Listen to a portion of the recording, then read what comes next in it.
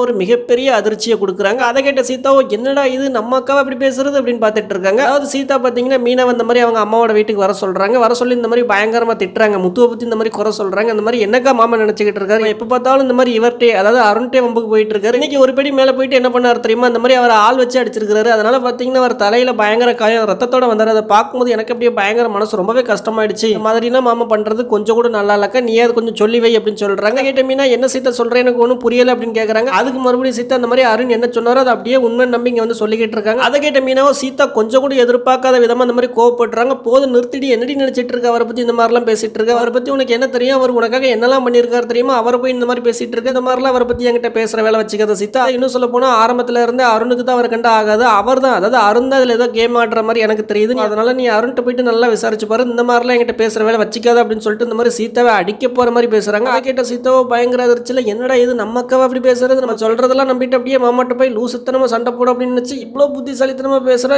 எப்படிரா அப்படிங்கிறவரே பார்த்துட்டு இருக்காங்க.